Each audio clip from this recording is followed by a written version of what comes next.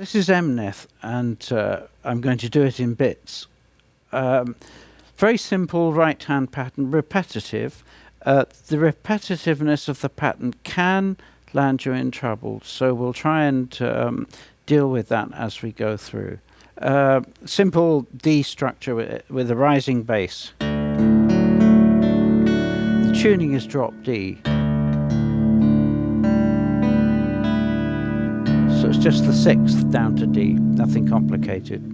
So we're looking for a rising bass here against an arpeggiated treble.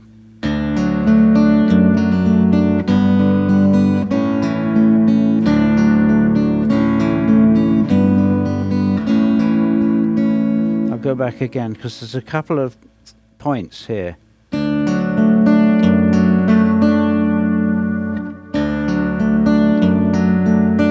Notice the pull. The pattern would be, so you'd get a double D there on the middle finger. So what I've done is tied them together so that you actually get the D pulled slightly ahead of the rising thumb. The thumb's coming up there.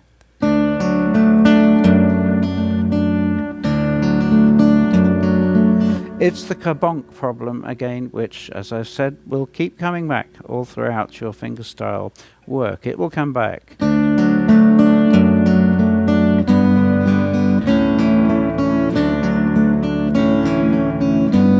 And that pull problem, do you pull or do you double hit, comes all the way through this, even to the point where there are places where you just leave a note out altogether. So, though the pattern is tempting to just keep doing the pattern, you have to break it up to fit into the melodic line.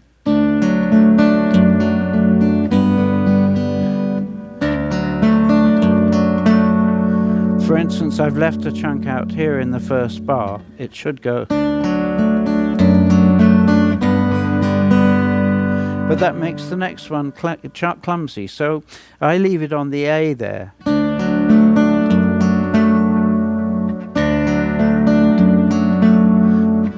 Then it makes the change into the G a little smoother. It's not this sudden jerk, jerk, jerk from pattern to pattern.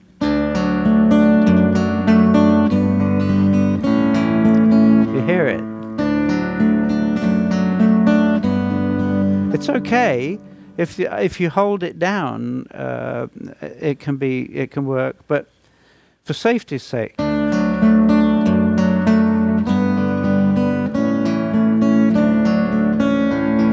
There's another pull.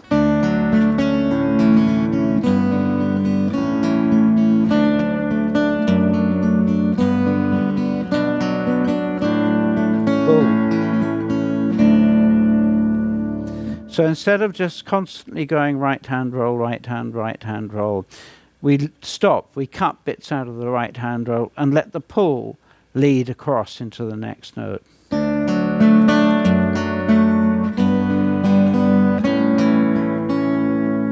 That one's okay. You could do that as a hammer.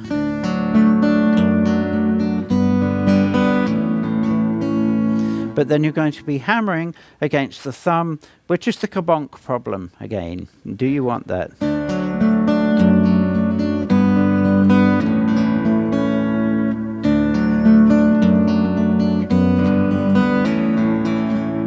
Yeah, that's tricky.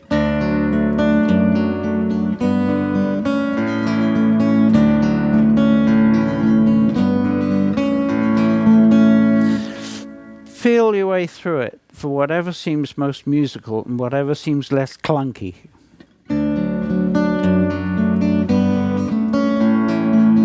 That went too early.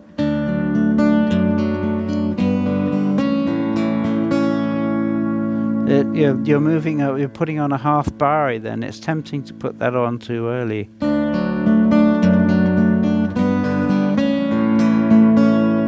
You want to be able to hit that C sharp at the last possible moment, so you get that bar on at the last possible moment.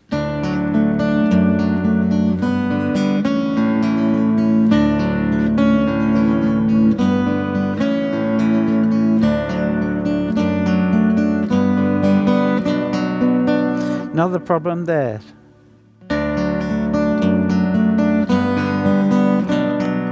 Do you want that double finger there? Is it too clunky, or can you just leave the G hanging on?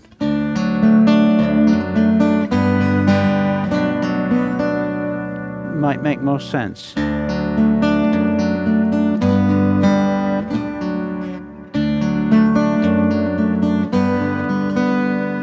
We're coming up there.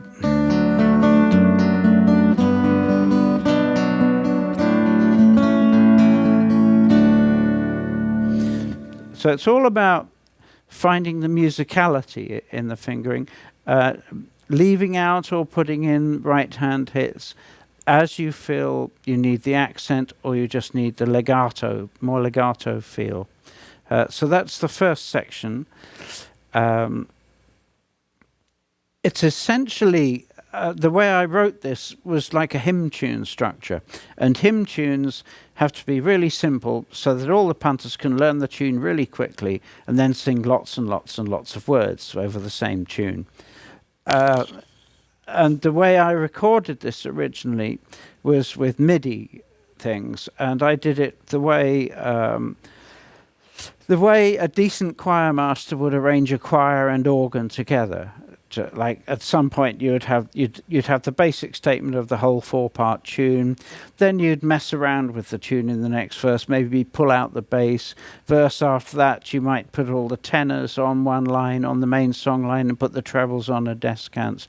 And I tried to do something like that in MIDI, so there were different textures all the way through what was essentially a very simple repeating tune.